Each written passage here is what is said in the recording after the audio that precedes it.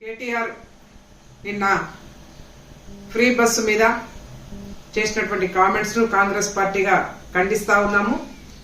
KTR Twitter లో క్షమాపణ కోరడం కాదు, పొరపాటు జరిగిందని చెప్పేసి మాట్లాడినాడు.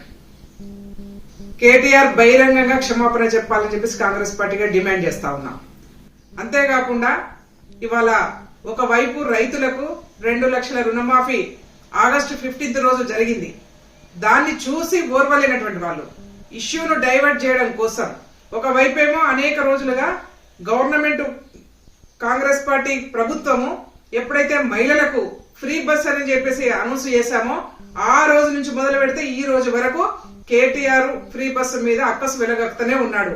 మేము అడుగుతా ఉన్నాం, లాస్ట్ 10 సంవత్సరాలు అధికారంలో ఉన్నటువంటి మీరు ప్రభుత్వ వెహికళ్లలో ప్రభుత్వ వాహనాలలో తిరగలేదా? మీరు ప్రభుత్వ సదుపాయాలని ఉపయోగించుకున్నారు. ఇవాళ మహిళలకు అవకాశం కల్పిస్తే, ఒక ఫ్రీ బస్ అవకాశం కల్పిస్తే కనీసం మీకు చూడడానికి కూడా ఇష్టం అనిపించట్లేదు. చూసి ఓర్వలేని తరంతోనే ఇవాళ మహిళల మీద ఇట్లాంటి కామెంట్ చేస్తా ఉన్నారు. బస్సులలో మనం చూస్తా ఉన్నాం, అనేక సంవత్సరాలుగా మేము కూడా చూసినాం.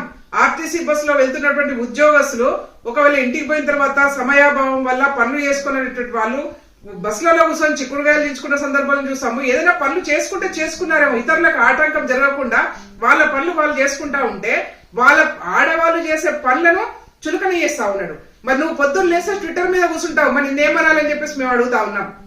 అంటే నువ్వు వెహికల్లో పోతున్నప్పుడు ఫోన్ చూసుకోవచ్చు, ట్విట్టర్ వాడుకోవచ్చు, ఇంట్లో కూర్చున్నప్పుడు ట్విట్టర్ వాడుకోవచ్చు. అంటే నీకు పని పాట లేకుండా నువ్వు ట్విట్టర్ మీద కూర్చుంటావు. అదే మహిళలు సమయాభావం వల్ల ఏదైనా చిన్న చిన్న పనులు బస్సులలో కూర్చొని వాళ్ళకి ఇతరులకు ఇబ్బంది జరగకుండా వాళ్ళ పనులు వాళ్ళు చేసుకుంటా ఉంటే ఇవాళ నువ్వు ఓర్వలేకుండా మాట్లాడుతూ ఉన్నావు. కేటీఆర్ నువ్వు బహిరంగంగా మహిళలకు క్షమాపణ చెప్పాలని చెప్పేసి డిమాండ్ చేస్తా ఉన్నాము. అంతేకాకుండా ఇవాళ రాష్ట్రంలో ఒకవైపు రైతు రుణమాఫీ జరిగింది, ఇంకోవైపు ఫ్రీ బస్ ఇస్తా ఉన్నాం, ఇంకోవైపు 500 రూపాయలకే ఇవాళ సిలిండర్ ఇస్తా ఉన్నాం, ఇంకోవైపు 200 యూనిట్ల కరెంటును ఇవాళ ఫ్రీ ఇస్తా ఉన్నాం. ఇట్లా ఒకటి తర్వాత ఒకటి ఇవాళ ప్రజలకు ఉపయోగపడే పథకాలు ఏవైతే మేము 6 గ్యారంటీలు అన్నామో 6 గ్యారంటీలలో ఇంప్లిమెంటేషన్ మొదలుపెట్టిన తర్వాత ఇవాళ బీఆర్ఎస్ పార్టీ పూర్తిగా జీరోకి వచ్చింది. ఇక వాళ్ళు ఈ బీఆర్ఎస్ పార్టీ మనుగడ కొనసాగదని చెప్పేసి గ్రహించి ఆ ఫ్రస్ట్రేషన్ లో ఇవాళ మొత్తం మహిళా లోకం మీద విరుచుకుపడతా ఉన్నారు. మేము డిమాండ్ చేస్తా ఉన్నాం, నువ్వు ట్విట్టర్ ద్వారా క్షమాపణ కోరడం కాదు, బహిరంగ క్షమాపణ మహిళా లోకానికి చెప్పాలి. గతంలో కూడా నువ్వు చూసినావు, గతంలో మీ నాయన చీప్ లిక్కర్ తీసుకొస్తాను ఈ రాష్ట్రంలో తీసుకొస్తే ఆడవాళ్ళందరూ కూడా రోడ్ల మీదకి వచ్చి చీపురు గట్టలతోని సమాధానం చెప్తాం చీప్ లిక్కర్ వస్తాయని చెప్పేసి అందరూ రోడ్ల మీదకి వచ్చి ధర్నాలు చేసిన తర్వాత చీప్ లిక్కర్ ఆ రోజు వెనక్కి తీసుకున్నాం. ఇవాళ కూడా అంతే.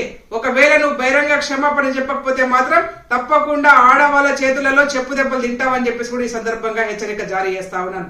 క్లబ్బుల గురించి కేటీఆర్ అలవాటు. పొద్దున వేస్తే 10 సంవత్సరాలుగా మీరు చేసింది అదే పని కదా. ఈ రాష్ట్రాన్ని పూర్తిగా దయనీయ స్థితిలో తీసుకొచ్చి పెట్టినారు. ఎక్కడ చూస్తే అక్కడ మొత్తం లిక్కర్ మాల్స్ తీసుకొచ్చినారు, ఎక్కడ చూస్తే అక్కడ డ్రగ్ మాఫియాలు తీసుకొచ్చినారు. అందుకే ఇవాళ క్లబ్బుల గురించి క్యాబరే డాన్స్ల గురించి ఇవాళ కేటీఆర్ మాట్లాడుతున్నారు. ఎందుకంటే పొద్దున్న లేస్తే ఈయన చేసిన పని అదే కదా. అందుకే ఇవాళ ఆయన లాగానే ఇవాళ ఇతరులు కూడా ఉంటారని చెప్పేసి భావిస్తున్నాడేమో. ఇది మంచి పద్ధతి కాదు.